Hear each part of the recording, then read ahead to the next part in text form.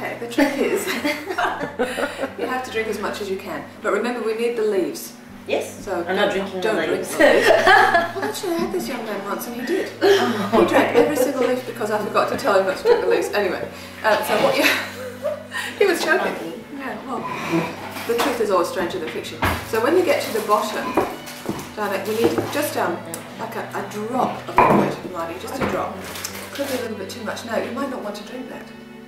You might think, oh, I don't want to get any tea leaves in my teeth. So you can, if you prefer, just pop a napkin on your saucer, or, for my American viewers, a paper towel.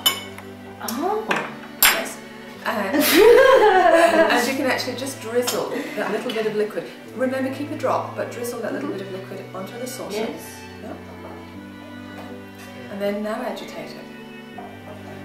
I still don't feel like making it. Okay. Now what I'm going to get... No more.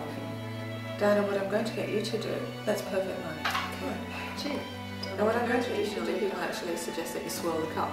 And if you swirl the cup, especially with coffee, it's not so much with tea, but if you swirl the cup, what you actually get is a halo of tea leaves or coffee grounds around the cup. It's kind of boring. It's boring for me to read anyway. And the artwork photographs that we have in the book didn't come from swirling the cup, they came from agitation. So if you agitate it just as you're doing there, that's perfect.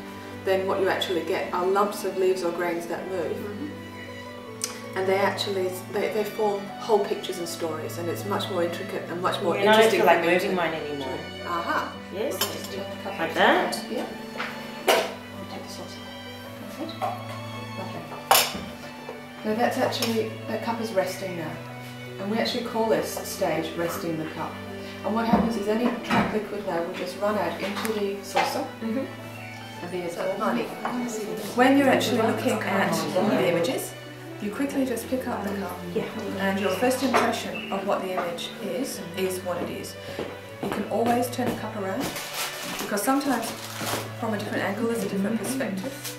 And remember, when you're looking into the cup, especially with tea leaves, they're very rustic, so you're really looking for pre-primary type images or kindergarten images. You're not looking necessarily for very long. Your first impression of this cup is an acorn. And the acorn nut is quite solid, you can see it quite clearly, and then the little, I don't know what you call the bottom of an acorn, that little cup thing. Yeah. I don't know. The little brown bit at the bottom is actually in the lighter, broken up tea leaves.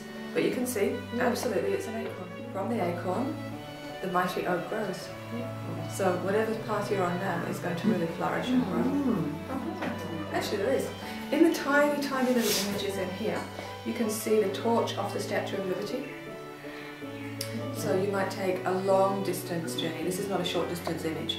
If it were a short distance image, it might be the Sydney Harbour Bridge, so we know you're just going to pop over there. But that's definitely a torch. And you can see the number 3 in here quite clearly in tea leaves. And it's difficult for a tea leaf to form the number 3. So if your energy has pushed that tea leaf into that shape, we really should pay attention to it. So March, it's going to be a very busy time in March. And perhaps your travel will actually be around March next year, and you'll be able to travel a long distance in March. Lovely cup. That's it. Okay, right, Dan, so you pick it up and you immediately have a first impression of the cup. And don't try and make it into something that it's not. So, like for instance, there's a palm tree in here, but it's only got 2 fronds. It's still a palm tree. So you can see the trunk and the 2 fronds of the palm tree. And this is an indication of great flexibility. Because in the storms, the palm trees just bend over and then they just stand up afterwards. So it means you can actually weather to actually hold the cup at arm's length, because it brings it into a different focus, rather like taking a photograph. And it's always interesting to turn the cup, because as you turn the cup, things, they change.